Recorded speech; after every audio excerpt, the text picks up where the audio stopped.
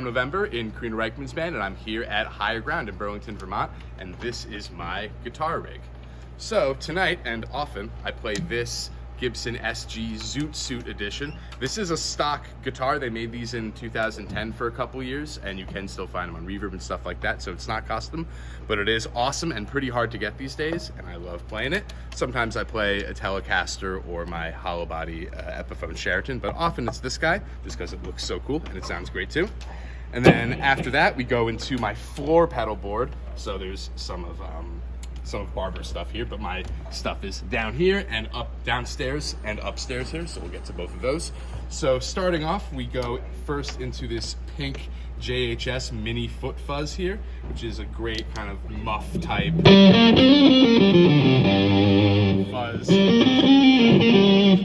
Change it and get kind of more of a breaking up.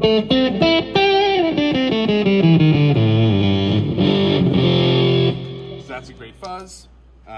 After that, I go into the Earthquaker Devices Bit Commander, which is another fuzz with a bit more like subby, bit crushy sort of stuff going on.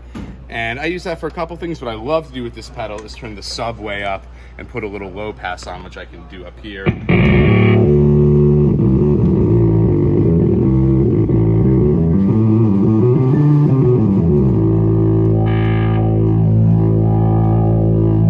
That's a fun tone to have, and I can also dial in kind of more guitar-like octafuzz tones and stuff like this.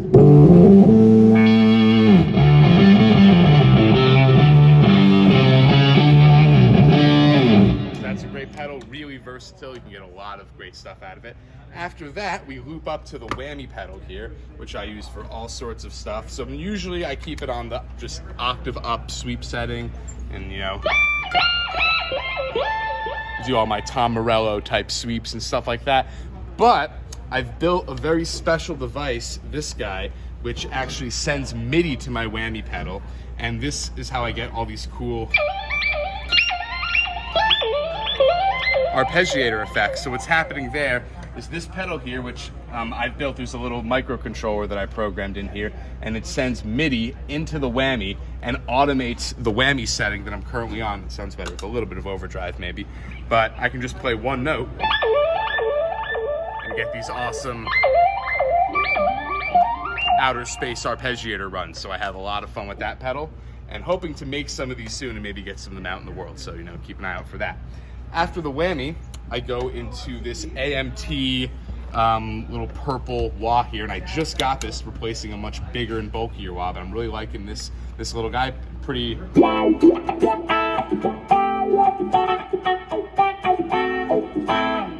standard wah sound, but it's really small, and like the response on the pedal is great, so I've really been enjoying playing that. After that, we go into the Microtron Mutron here, which should be a little more dialed in to get that classic, Mutron auto wah sound. Love throwing that into a little bit of overdrive or something.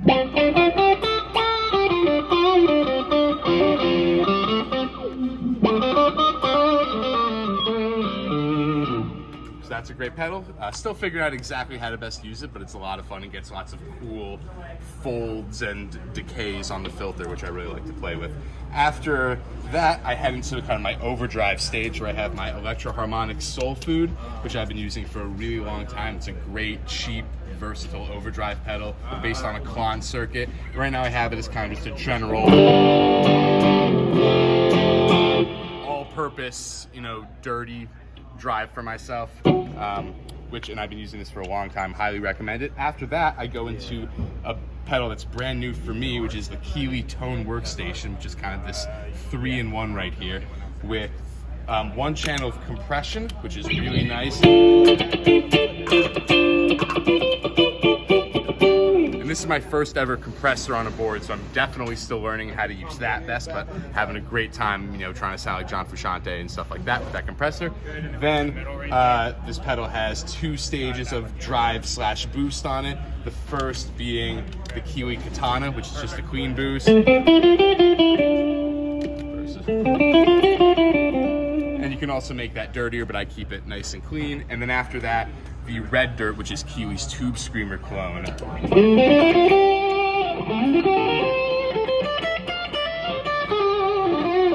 Which I love the sound of. It beat out both my other Tube Screamers at home. And what I really like to do is I'll usually be using my soul food as a general drive channel. And then if we're going into a bigger solo section or I want more gain or sustain, I'll throw on the Tube Screamer as well.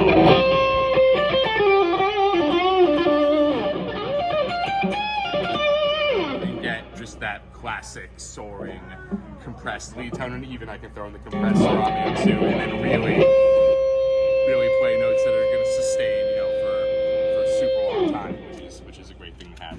Cool. After the overdrives, we head over into this guy. This is the Mod Dwarf, which is something I funded on Kickstarter, and it's basically a multi-effect pedal similar to some of the Line 6 M5 modelers out there, and you can basically just throw a bunch of different kind of plugins or pedal emulators in here, and I basically use this for a lot of modulations and for things that I don't want to kind of sacrifice the real estate for a dedicated pedal on. So I have vibrato in here. Let's turn some other stuff off, but I have vibrato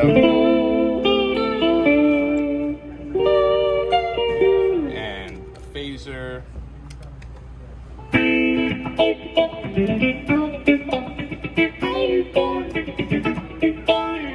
And what else? A couple other things, some reverbs. I have one like really spacey reverb.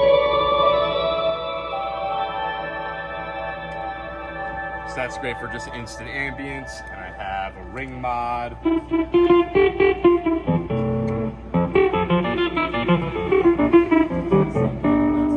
And some tremolo.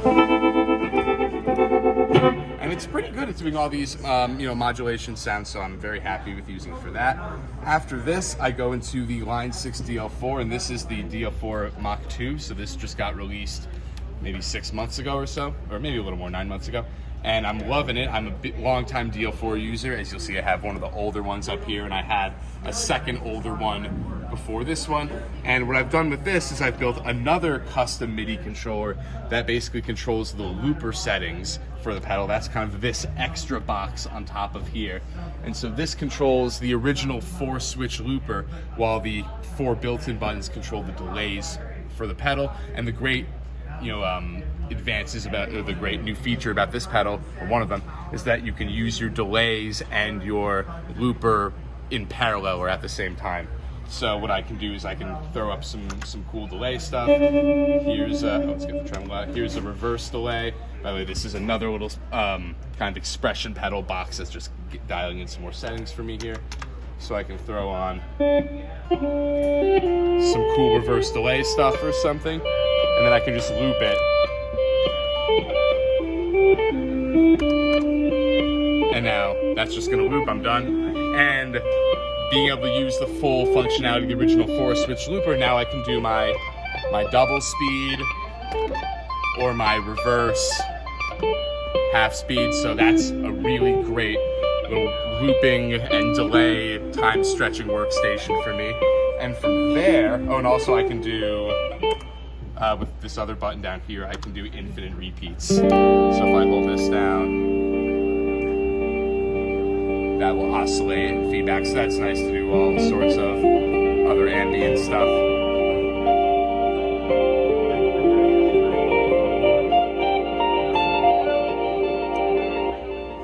So that's just great. After that, we hit the last pedal on the downstairs wall, which is the Mini Glitch, which is a super cool pedal that's basically modeled after one of Johnny Greenwood's custom, I think it's a Max MSP patch that he uses for stuttering and stuff like that. So this is basically like a glitching stutter pedal, and I have it set so that when I hit this,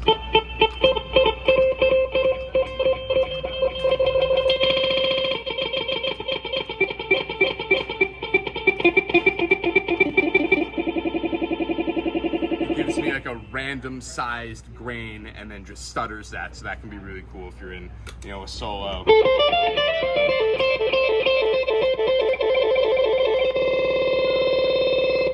Really fun to pull out, maybe once or twice a show, hopefully sparingly. From there, we go to upstairs, which is a really fun place for me. And here, there's a couple things going on. So first, my signal actually comes back here. And if you look underneath this MIDI controller here. There's a little circuit board in here that you can't really see, but it's called an axolotl. It's another thing I funded on Kickstarter, and it's kind of a programmable audio processing unit that you write similar to Maxim SP type patches for. You program it with different effects, and it puts my audio through it, and it also accepts MIDI control. So this Novation launch control up here is controlling that with MIDI, and I basically use it for a lot of delay and reverb mostly. So this is my delay slider right here, and here's my delay time. So what I love to do is throw a delay on, and then I can adjust the time of it right there. Just super fun, and I can make it, really get out of control. Cool, so that's great to play with. Next to it, I have a reverb throw, so I can dial in lots of reverb really quickly.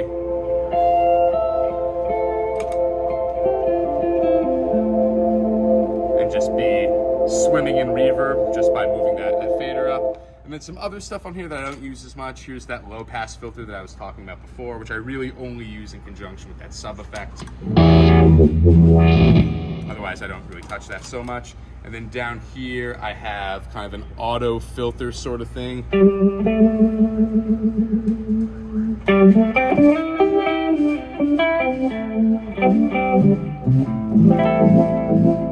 I also don't use that much, but it's fun to throw in sometimes. And then finally a trem kind of at the end of all this. So pretty normal trem. And I can kind of get the depth on here and the rate right here. So I get the depth, and then I can adjust the rate. And so what's fun is to throw up a big ambient swell with my reverb and my delay. And then I can adjust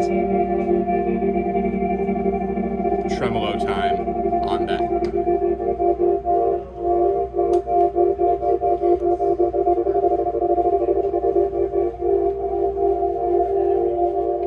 So that's a great kind of ambient trick. And then I kind of have my my input volume and my output volume here. So if I want, I can dial in having just reverb and delay with no dry signal.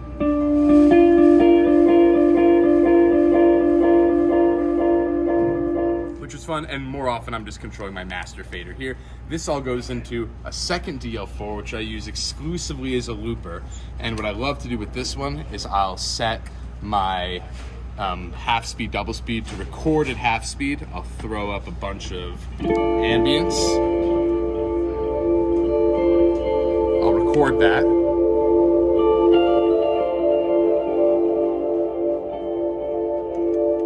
That's recording, and now I can go double speed, half speed, double speed, half speed, reverse.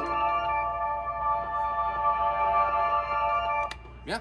And that's basically the whole rig. And obviously you can put all those things together and you get huge ambient swells and soundscapes and all that sort of stuff, or weird synthy tones, and yeah, always experimenting. This is all going into my Fender Hot Rod Deluxe, which is surf green. I've had this amp since high school, love it. We'll play it as long as I can. And yeah, that's my rig. So thank you so much for watching, and yeah, peace out.